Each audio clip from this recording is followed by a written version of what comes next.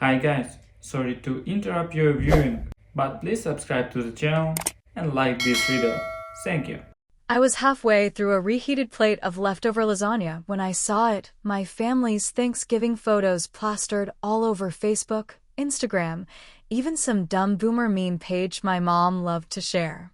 There they were, all dressed up in their smug little outfits, sitting around the long oak table in my parents' oversized kitchen, laughing like goddamn royalty. They had the nerve to tag each other in the photos too, captioning everything with those fake sweet messages about family being everything and so blessed this Thanksgiving. Funny, I thought, because apparently family wasn't everything if your last name was Langston, but your resume didn't stack up like a Wall Street banker's. I scrolled through photo after photo, the tight ball in my chest growing heavier with every swipe. There was my brother Derek at the head of the table, fake laughing so hard he probably gave himself a hernia. Ashley, my ever-perfect younger sister, somehow managed to look flawless even while pretending to cut turkey. And my mom, Marilyn Langston herself, standing over them like a queen surveying her kingdom. All of them together, and not a damn seat left for me. Not even a mention. Not even a text to say, "Hey Jess, maybe just swing by for dessert if you're not too busy being an embarrassment." It wasn't like I was expecting much.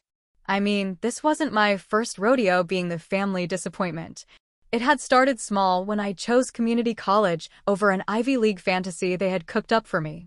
It got worse when I turned down a job offer Derek helped me get at one of his sketchy construction companies. But the final nail in the coffin? Starting my own business, a logistics company that wasn't glamorous, wasn't flashy, but was mine. They loved to call it my little hobby, right up until they needed to ship half their crap, and suddenly, "Jesse, can you help us out just this once?" I put the phone down carefully, like it might explode if I moved too fast. The thing was buzzing with new notifications already. Probably more pictures. Probably more comments about how perfect everything looked. I could almost hear my mother's voice in my head, sweet and sharp like a knife. "It's not personal, Jessica. It's just that Thanksgiving is for celebrating achievements, you know? Milestones." Yeah, real milestones, like Derek finally buying that third vacation home he couldn't even remember the address of, or Ashley hitting 200,000 followers on Instagram by flashing her teeth and tits in designer dresses she couldn't pronounce. Meanwhile, I was busting my ass running payroll for 3 companies, navigating supply chains, managing 2 warehouses, and somehow that wasn't worth a fucking seat at the table. For a moment, just a moment, I felt the old familiar burn of wanting to cry, wanting to call someone and scream about it, maybe even drive over there and slam a turkey leg in someone's face. But something inside me snapped instead, like a tight string finally giving way. I smiled. Honest to God, I smiled so wide it hurt my cheeks. Because for the first time in a long damn while, I realized I had something they didn't. They thought I was nothing because I didn't flash my money on Instagram or brag about quarterly earnings at cocktail parties. They forgot that being underestimated is the most dangerous advantage in the world. They forgot that little old Jessie ran the back end of half their operations. That I controlled the pipelines they depended on like junkies needed a fix. That my little hobby was the reason Derek's supply trucks didn't sit rotting in some dusty lot, the reason Ashley's precious merchandise actually showed up on time, the reason all their fattened accounts stayed fat. It was almost funny when you thought about it. They had no idea. None. They cut me out, thinking they were cutting deadweight, when really, they were sawing off the hand that fed them. I sat back in my chair, chewing slowly, savoring the taste of that cheap, slightly burnt lasagna like it was a 5-star meal. My apartment was quiet except for the hum of the heater and the occasional pop from the radiator. No loud voices, no judgmental glances, no fake laughs. Just me, and the slow, electric buzz of a plan forming in the back of my mind. I wasn't going to yell. I wasn't going to cry. I wasn't going to send some pathetic text begging for inclusion next year. Hell no. That's what they expected. That's what the unsuccessful ones did. I had something better. They thought I was nobody. They forgot. Nobodies don't need to play by the rules. The thing about being ignored for so long is that people stop paying attention to what you're actually doing right under their noses, and my family was a perfect goddamn case study in that. They thought I spent my days in some sad little office, fiddling with spreadsheets, barely scraping by, too proud or too stupid to ask for their help, when in reality, I was building an empire under their feet while they were busy patting each other on the back. It all started about 6 years ago when I opened Langston Logistics, a name I picked partly to piss them off and partly because, well, no one expects a Langston to be running deliveries instead of companies. At first, it was just me and 2 guys I found on Craigslist, a beat-up Ford truck and an old warehouse that smelled like feet and mildew.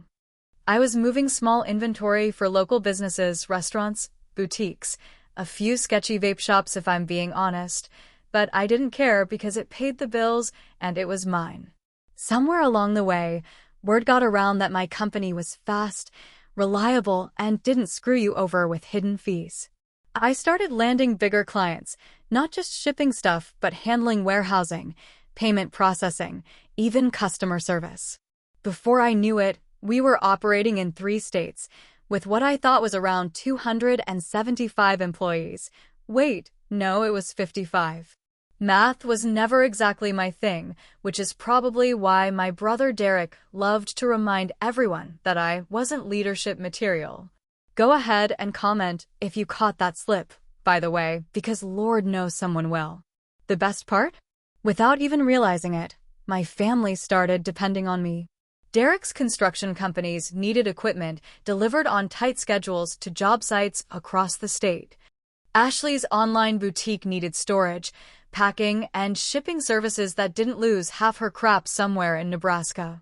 Even my mom, who ran a side hustle selling hand-painted ceramic angels, started using my payment portal because, as she once put it, Square is too complicated, Jessie dear, and you're already doing nothing important. And because they were family, I gave them sweetheart deals. No contracts, no upfront deposits, no messy legal paperwork. Just a few verbal agreements and a lot of trust. I guess they figured I was too dumb to know better or maybe too desperate for their scraps of attention. Either way, they treated my business like it was some charity project they were graciously supporting, not the lifeline it had quietly become. I remember sitting at my desk the night after Thanksgiving, my laptop glowing in the dim light as I pulled up the back-end systems. Shipments pending, payments processing, warehouse queues, all of it neatly ticking along. It would have been so easy to click a button and let it keep running. It would have been so easy to let them keep taking, keep ignoring, keep pretending I didn't exist. But that wasn't what nobodies did. First, I started small. I quietly rerouted a few shipments for Derek's sites, delaying deliveries by 24 to 48 hours. Nothing drastic. Just enough for project managers to start grumbling about missing materials. Then I flagged a couple of Ashley's larger packages for manual review, slowing down her Black Friday orders just a little bit. Payment systems had a few maintenance issues, causing delays in processing credit card transactions. Nothing obvious. Nothing anyone could point to immediately. It was like pulling a single screw out of a roller coaster. You don't feel it right away, but give it enough time and the whole thing starts shaking like hell. At first, they didn't even notice. Derek chalked it up to bad luck with suppliers. Ashley blamed the holiday rush for her shipping headaches. My mom barely noticed anything beyond her wine glass and her Lifetime Christmas movies.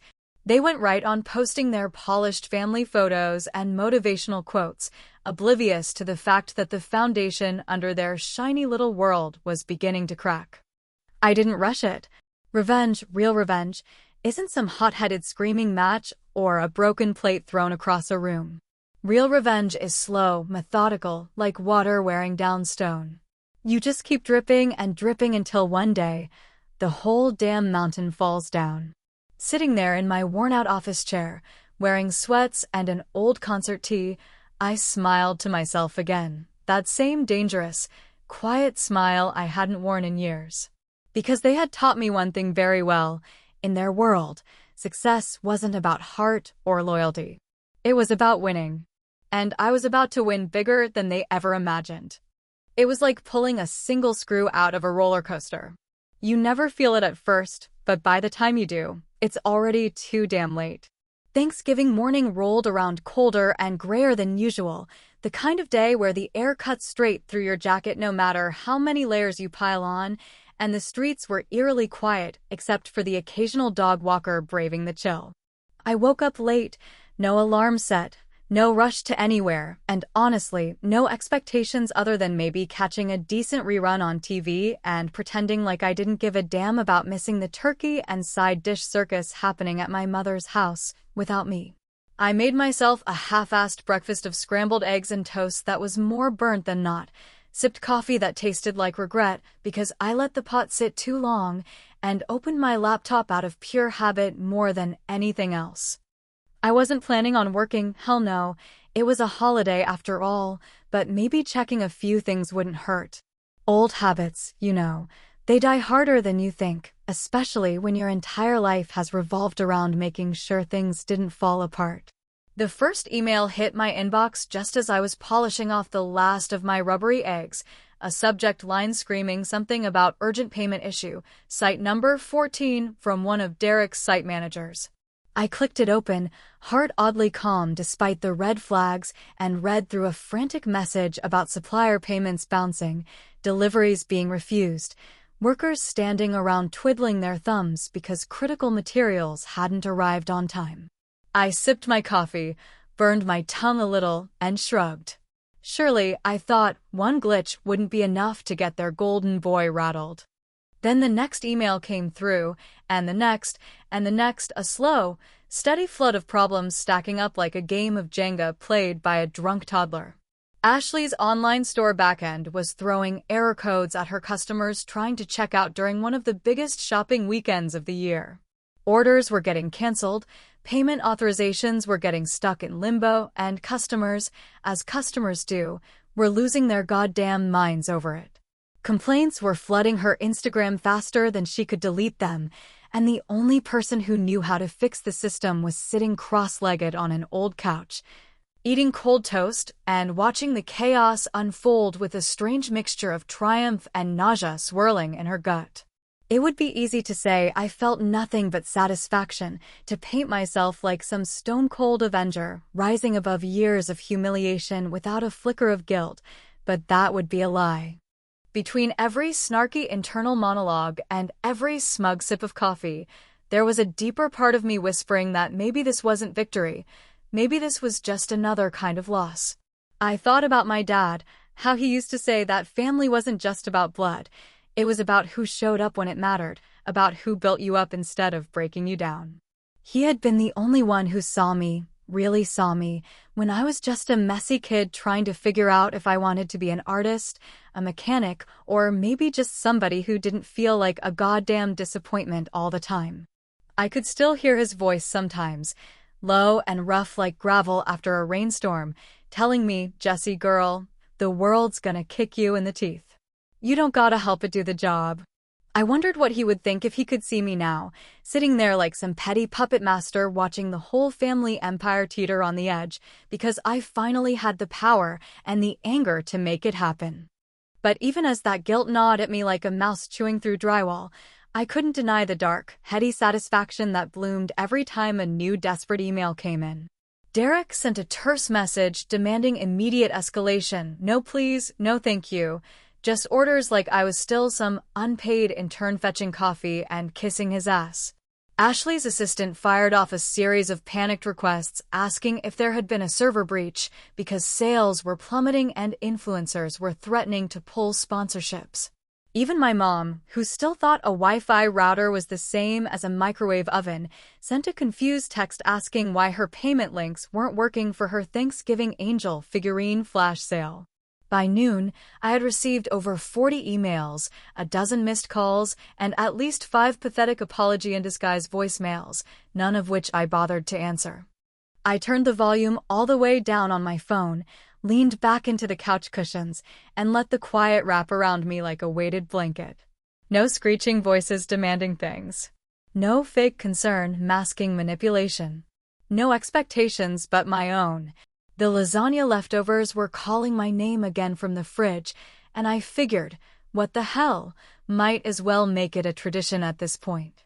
I microwaved the greasy slab until the cheese bubbled over the edges, grabbed a fork straight from the drawer, and plopped down in front of the muted television where a parade of cartoon floats drifted by unnoticed. Somewhere, maybe just 20 minutes down the road, my family was realizing that not everyone stays at the bottom of the ladder forever. Somewhere, their perfect Thanksgiving was unraveling, thread by entitled thread, and the best part was, I didn't even have to lift a damn finger to make it happen. All I had to do was stop holding the pieces together for them. By dessert time, they were calling. And I wasn't picking up. By the time the Thanksgiving weekend started bleeding into Monday morning, the panic had truly set in, wrapping its greedy little fingers around every member of my family until they were gasping for air and clawing for solutions they no longer had access to. I could practically taste the desperation crackling through my phone screen every time it lit up with another frantic message or another missed call notification, though by then I had set the ringer so low I barely even noticed it anymore unless I was bored enough to glance at it. At first, the messages from Derek had been nothing more than the same barked orders he had been tossing my way since I was 16 and fetching his dry cleaning because he didn't have time for errands. He demanded updates, demanded immediate fixes, demanded meetings like he still believed the world bent itself backward just to accommodate his big fat ego. When I didn't respond after a dozen attempts, the tone shifted so fast it almost gave me whiplash. Suddenly he was apologizing, well, his version of it, anyway, which mostly meant phrases like, "Look, Jess, I know we've had our differences and no hard feelings, right?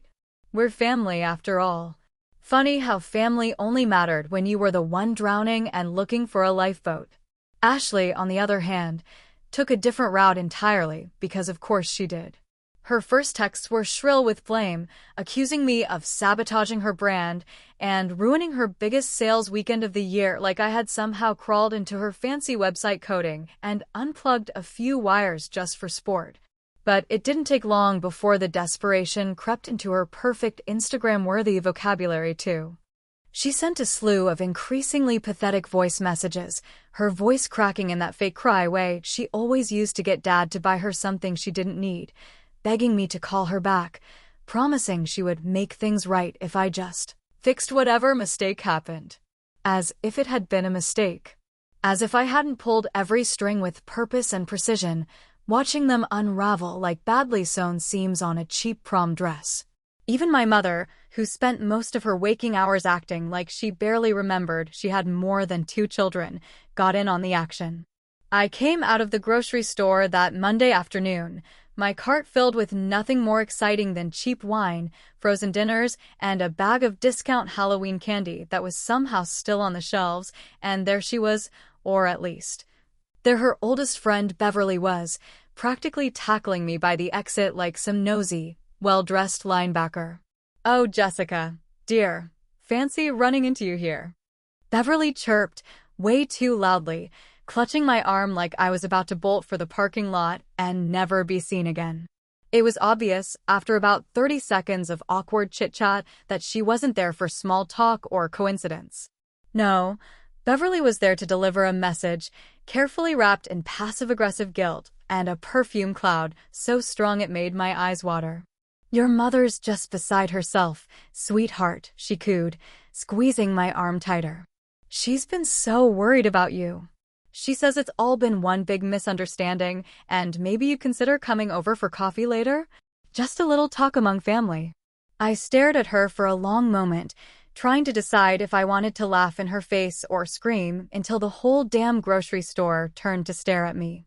In the end, I just smiled, a tight, humorless thing that probably made me look half insane, and said, "Tell her I'm busy building my unsuccessful empire," before walking away with my squeaky cart and a pounding heart.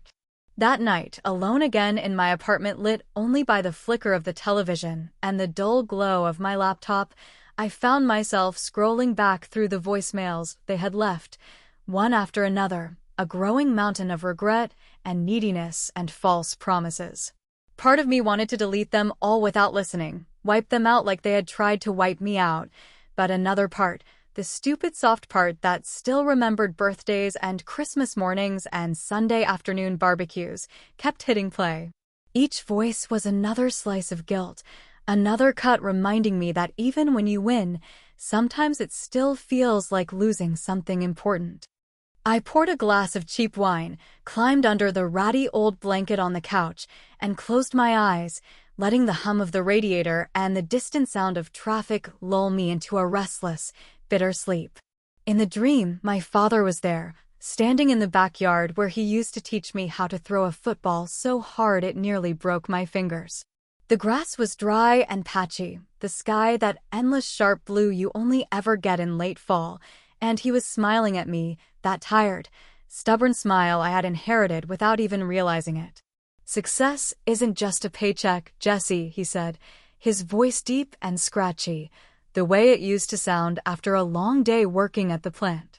"It's how you stand tall when no one claps. It's how you walk through the fire without begging for water."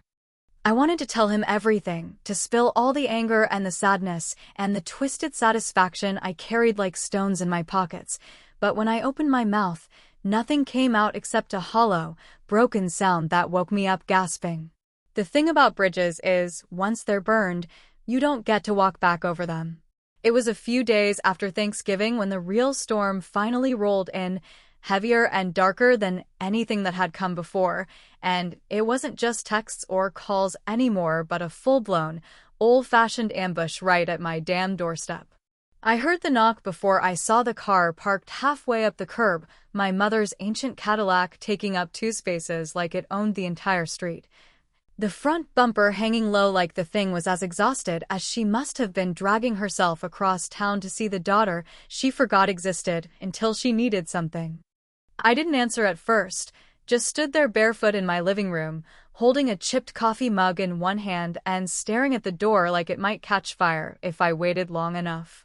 The knock came again, softer this time, almost hesitant, and I knew without even peeking through the cracked blinds that it was her, that tight, desperate energy leaking through the cheap plywood like a bad smell.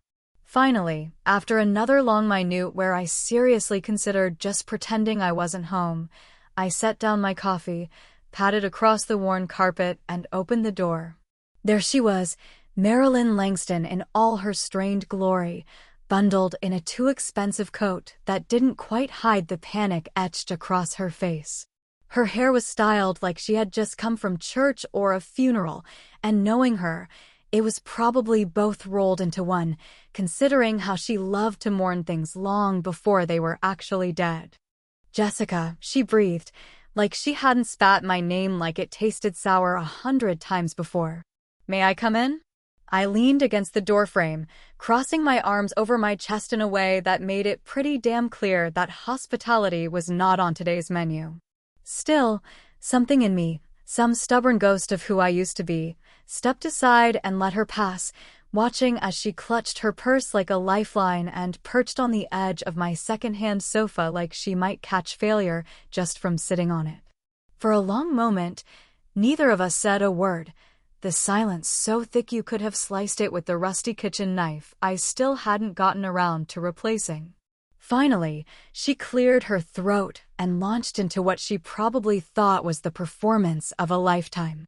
"We've been talking," she began, her voice brittle as old paper. "Your brother, your sister, and I. We realize things may have gotten out of hand. Feelings were hurt, certainly, but it's the holidays, Jessica. It's not the time to hold grudges." She smiled then, that tight, patronizing smile that used to make me feel like I was 6 years old and had just spilled grape juice on her pristine white carpet. I said nothing, just watched her squirm, watched her fingers clutch tighter around the strap of her purse until her knuckles turned white.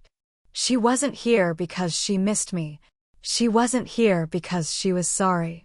She was here because they needed me, because their precious businesses were hemorrhaging money and customers faster than they could plug the leaks, and somehow, deep down, she still thought she could guilt me into saving them. You could still help us, Jess, she said finally, voice dripping with that sickly sweet tone she used whenever she wanted something badly enough. You don't have to be petty about all this. You're better than that, aren't you? There it was, the insult hidden inside the olive branch, the judgment wrapped up like a gift she expected me to be grateful for. In that moment, whatever slim, foolish hope I might have clung to, the hope that maybe, just maybe, there was some real regret in her heart, died a fast, merciless death. I didn't raise my voice. I didn't cry. I didn't throw the past 6 months of resentment and betrayal in her face like a pie at a carnival. I just smiled, cool and sharp as broken glass, and stood up, reaching for the manila folder sitting neatly on the coffee table. Inside were the final termination notices for every service my company provided to Derek's construction firms, Ashley's online boutique, and even Mom's ridiculous side hustle. I handed her the folder without a word, watched as she took it with trembling hands, her eyes darting across the bold black letters that spelled out the end of their easy ride. She opened her mouth to protest, to argue, maybe even to beg, but I just shook my head once, slow and deliberate, cutting her off before she could even try. There's nothing left to talk about, I said, my voice steady enough to shock even myself. You made it clear where I stand. I'm just making it official. She stared at me for a long moment, her expression shifting through disbelief, anger, sadness, and finally, something like bitter acceptance. Without another word, she rose, the folder clutched to her chest like a wound she couldn't stop bleeding from, and walked out the door without looking back. I stood there long after she was gone, the air in the room thick with the weight of everything that had been said, and everything that hadn't. I felt hollow and heavy all at once, the way you do when you finally get what you thought you wanted and realize it doesn't taste nearly as sweet as you imagined. Later that night, I sat alone in the dim glow of my living room, the television playing some forgettable sitcom I wasn't paying attention to, and stared at the battered photo of my father propped up on the shelf. He was smiling in that picture, standing in front of the old rust bucket truck he loved more than life, a glint of mischief in his eyes like he knew some secret the rest of the world hadn't figured out yet. I raised my glass of cheap wine in a silent toast, feeling the weight of the choices I had made settle deep in my bones. Had I done the right thing? Had I gone too far? Maybe, maybe not. But some bridges, once burned, are never meant to be rebuilt, no matter how many times you stand on the shoreline staring at the ashes. Sometimes success isn't what you build. Sometimes it's just walking away from the ruins without looking back.